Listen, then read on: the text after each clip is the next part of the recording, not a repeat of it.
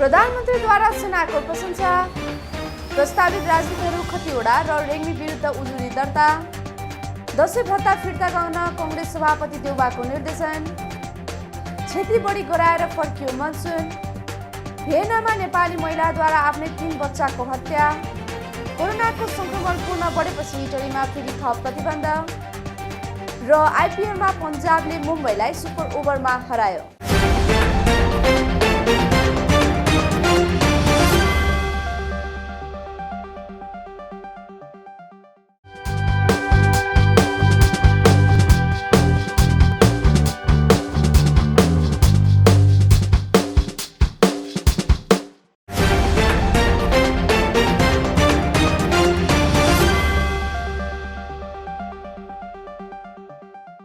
नमस्कार, सही समाचार हाम्रो अधिकार खबर नेपालको साँझ 5 बजेको समाचार बुलेटिनमा हार्दिक स्वागत गर्दछु।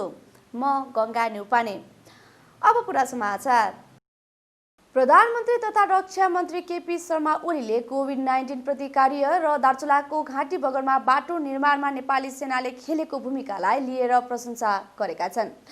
जंगी अड्डामा आइतबारबाट सञ्चालन भएको 3 दिने प्रीतनाप्रति समन्वयनात्मक बैठकको उद्घाटन गर्दै ओलीले उक्त कुरा बताएका हुन्। प्रधानमन्त्री ओलीले बैठकको प्रधानमन्त्री कार्यालयबाटै भर्चुअल माध्यमबाट शुभारम्भ गरेका थिए।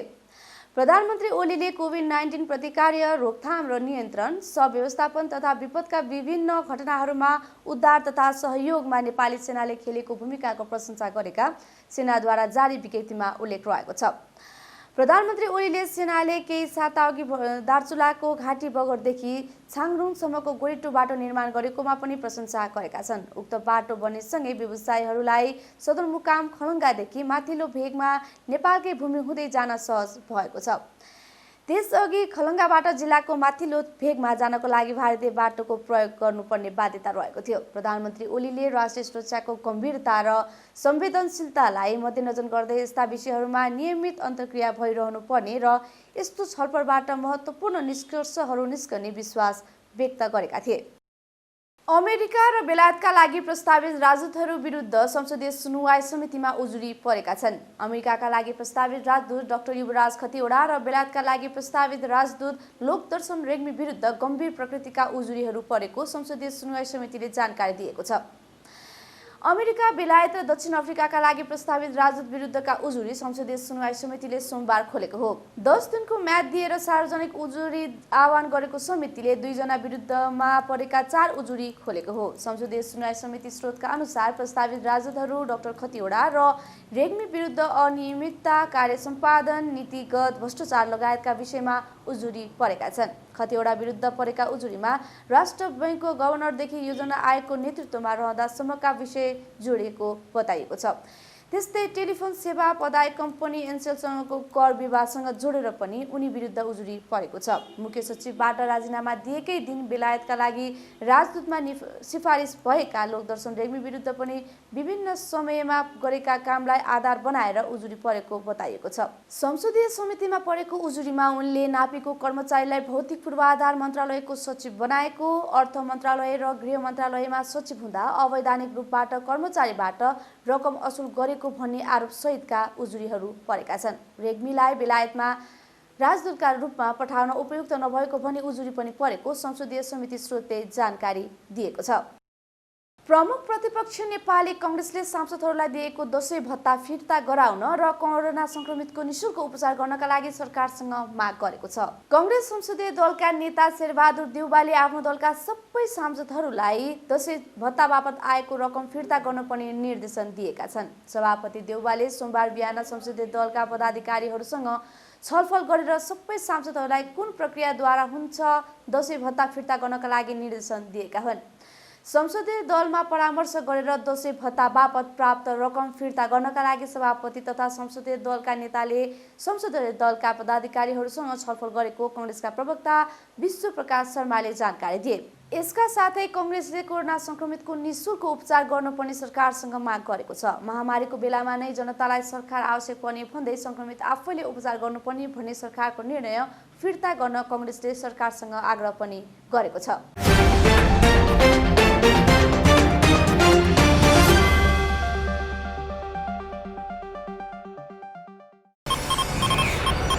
स्वदेशी पुस्तक किनौँ, शब्दार्थ प्रकाशनका शब्दकोशहरू पढौँ। शब्दार्थ प्रकाशन।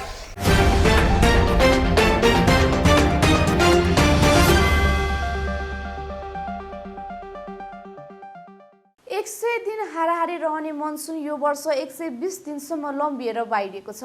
सरदर समयभन्दा 2 दिन ढिलो गरी जेठ 30 मा मुलुकको पूर्वी भागबाट प्रवेश गरेको मनसुन असोज 30 मा बाहिरिएको हो। यसपालि सुदूरपश्चिम कर्णाली र लुम्बिनी प्रदेशको पश्चिम भाग बाहेकका प्रदेशमा 15 दिन बढी मनसुन रह्यो। जल तथा मौसम विज्ञान विभागले 23 सेप्टेम्बर असोज पहिलो सातालाई मनसुन अन्त्य हुने समय निर्धारण गरेको छ। अघिल्लो वर्ष पनि असोज 25 मा मात्र मनसुन बाहिरिएको थियो। यसपटक 4 महिनाको मनसुनले जनधनको क्षति बढी गराएको छ। यो वर्ष बाढीभन्दा पनि पहिरोजन्य विपदका घटना धेरै भए। गृह मन्त्रालय अन्तर्गतको राष्ट्रिय विपद जोखिम न्यूनीकरण तथा व्यवस्थापन प्राधिकरणका अनुसार पहिरोको 475 वटा घटना भए। त्यसमा परेर 293 जनाले ज्यान गुमाए भने 64 जना बेपत्ता भएका छन्। यस अवधिमा बाढीका 436 वटा घटना भए। त्यसमा परेर 54 जनाले ज्यान गुमाए भने 36 जना बेपत्ता भएका छन्। यो वर्षको मनसुनको प्याटर्न अहिलेभन्दा अलिक फरक देखिएको छ। खास गरी सिन्धुपाल्चोक, म्याग्दी, तनहुँ, कास्की, अछाम, बाजुरा, दार्चुला, बझाङ, कालीकोट, जाजरकोट, रुकुम पश्चिम, स्याङ्जा, बागलुङ, सङ्खुवासभा, गोर्खा, धादिङ लगायतका जिल्लामा पहिरोजन्य घटनाहरू बढी भए र क्षति पनि बढी नै भयो। सानातिना पहिरोका घटना भने 76 वटा जिल्लामा भएका थिए। मनसुन सुरु हुनु अघिल्लो दिन पर्वतको दुर्लुङमा पहिरो गएको थियो। पहिरो जाने क्रम असोज पहिलो सातासम्म कायमै रहेको थियो। अस्ट्रियाको राजधानी भियनामा एक नेपाली महिलाले आफ्नै अपार्टमेन्टमा 3 बच्चाको हत्या गरेकी छन्। बागलुङ घर भएकी भट्टराई थर्की 31 वर्षीय ती महिलाका 3 जना मध्ये सबैभन्दा सानो बच्चा 8 महिनाको भएको प्रहरीलाई उद्धृत गर्दै स्रोतले बताएको छ। 2 बालिकाहरू 9 र 3 वर्षका थिए। ती महिलाले बिहान 5:20 पुलिसलाई आफैले खबर गरेकी थिइन्। महिलाले आफै पनि मर्न चाहेको बताएकी थिइन् र प्रहरीको उपस्थितिमा उनी घटनास्थलमा नै रहेको बताइएको छ। प्रहरी घटनास्थलमा पुग्दा 9 वर्षीय बालिका जीवित नै थिइन्। उनलाई तत्कालै अस्पताल लगिएको थियो तर उनको पछि मृत्यु भएको जनाइएको छ। बागलुङ घर भएका 34 वर्षीय अरियाल थरका पुरुषले 10 वर्ष अगाडि कुनै आफन्तले चिनी जानेको आधारमा विद्यार्थी भिसामा ल्याएर बुटवलकी 21 वर्षीय भट्टराई थरकी युवतीलाई अस्ट्रियामा सन् 2010 मा बिहे गरेका थिए। घटनाको कारण अझै स्पष्ट नभएको भियना प्रहरीले जनाएको छ। भियनामा 500 भन्दा धेरै नेपाली परिवारको बसोबास रहेको छ। यो घटनाबारे बुझ्न खोज्दा नेपाली राजदूत मणि भट्टराई बोल्न चाहेनन्।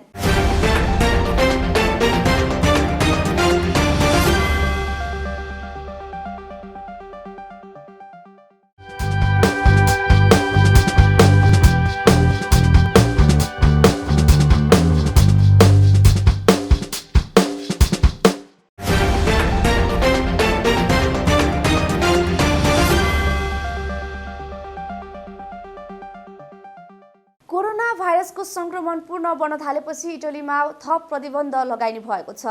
मास्क लगाएर उपस्थित भएका प्रधानमन्त्री जुसेप्पे कोन्तेले पुनः लकडाउनको अवस्था आउन प्रतिबन्धात्मक उपायहरू लागू गर्नु परेको बताएका छन्।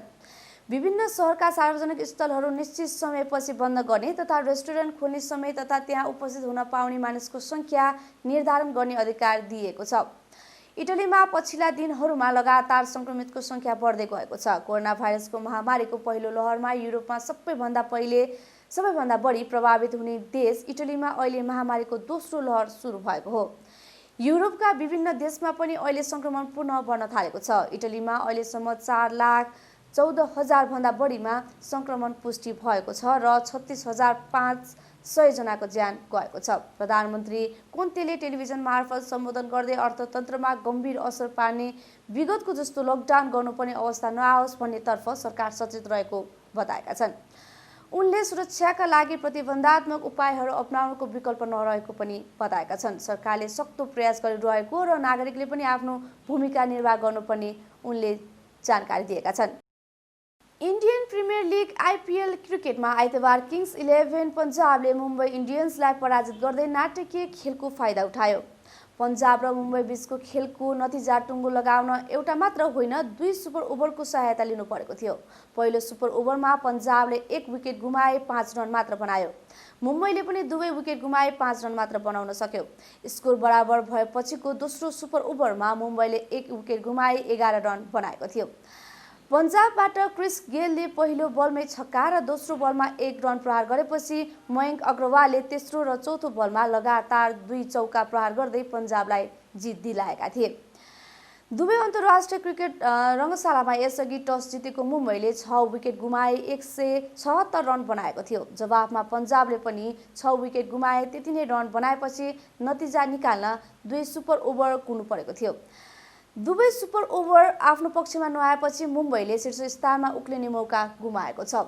दिल्ली क्यापिटल्स 14 अङ्कका साथ शीर्ष स्थानमा रहेको छ भने मुम्बईको 12 अङ्क रहेको छ। प्रधानमन्त्रीद्वारा सेनाको प्रशंसा, प्रस्तावित राजदूतहरू खतिवडा र रेग्मी विरुद्ध उजुरी दर्ता, दसैँ भत्ता फिर्ता गर्न कङ्ग्रेस सभापति देउबाको निर्देशन, क्षति बढी गराएर फर्कियो मनसुन, भियेनामा नेपाली महिलाद्वारा आफ्नै 3 बच्चाको हत्या, कोरोनाको संक्रमण पुनः बढेपछि इटलीमा फेरि थप प्रतिबन्ध र आइपिएलमा पन्जाबले मुम्बईलाई सुपर ओभरमा हरायो। साँझ 5 बजेको समाचार बुलेटिन अहिलेलाई यति नै। समाचारप्रति केही सल्लाह सुझाव तथा जिज्ञासा रहेका छन् भने तपाईहरू मलाई @गंगा खबरीमा ट्विट गर्न सक्नुहुन्छ। सही समाचार हाम्रो अधिकारको लागि हेर्दै गर्नुहोला खबरी नेपाल।